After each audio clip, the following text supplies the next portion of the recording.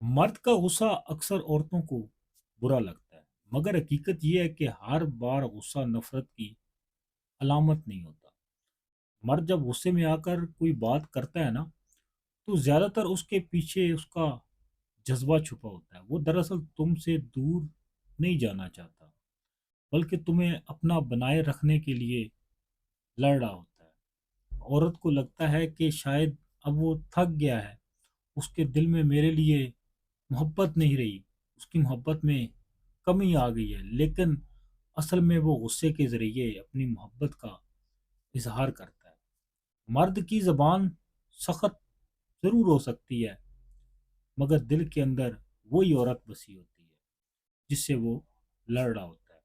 عورت تھوڑا صبر کر کے اس کے غصے کو سمجھ لے تو دیکھے گی کہ وہی مرد ہر رات اسی عورت کے بغیر سکون نہیں پا سکے گا۔